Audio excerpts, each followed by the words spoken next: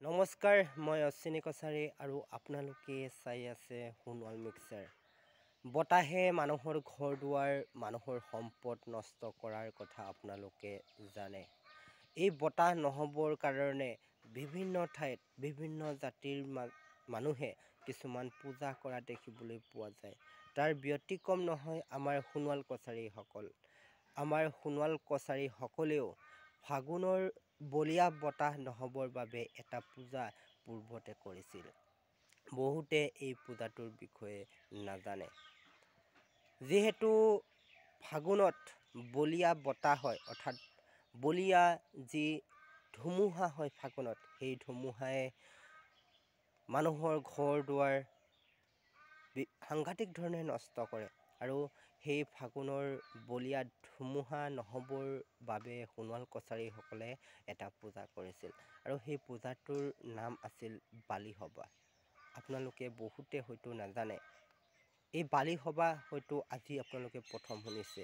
পূৰ্বতে আমাৰ সোণোৱাল কছাৰীসকলৰ প্ৰত্যেকখন গাঁৱতে এই বালি সবাহ কৰিছিল, যাতে ফাগুনৰ বলীয়া ধুমুহাই মানুহৰ ঘৰ দুৱাৰ নষ্ট কৰিব নোৱাৰে। গতিকে এই বালি সবাহ হৈছে সোণোৱাল কছাৰীসকলৰ এটা অন্যতম পূজা। পূৰ্বতে প্ৰত্যেকখন গাঁৱতে কৰিছিল, কিন্তু বৰ্তমান সময়ত এই বালি সবাহ পূজাটো প্ৰায় লোপ পাইছে বুলি ক'লেও বেছি কোৱা নহয়। আপোনালোকে হয়তো ক'ৰবাত যদি গম পাইছে যে আমুকখন গাঁৱত বালি সবাহ বৰ্তমান কৰে, তেনেহ'লে আপোনালোকে কমেণ্টত জনাব।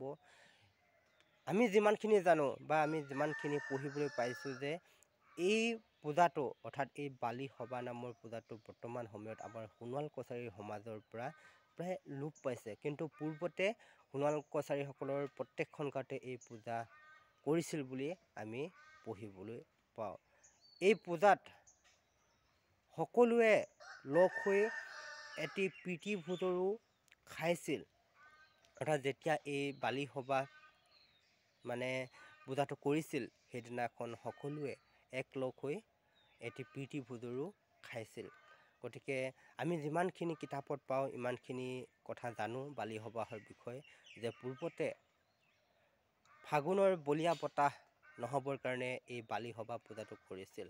আৰু এই পূজাত সকলোৱে লগ হৈ এটি প্ৰীতি ভোজ খাইছিল। গতিকে আপোনালোকে যদি গম পায় কোনোবা ঠাইত বৰ্তমানো যদি এই পূজাটো পালন কৰে, বা পালন কৰে বুলি ক'লে ভুল হ'ব, যদি এই পূজাটো কৰে তেনেহ'লে আপোনালোকে আমাক জনাব। ধন্যবাদ। নতুন এটা বিষয় লৈ আপোনালোকৰ মাজলৈ আকৌ আহিম। কোনোবা নতুন ব্যক্তিয়ে যদি ভিডিঅ' চাবলৈ আহি যায় তেনেহ'লে আমাৰ পেজখন ফ'ল' কৰি দিব আৰু ইউটিউব চেনেলটো ছাবস্ক্ৰাইব কৰি দিব। আজিলৈ ধন্যবাদ।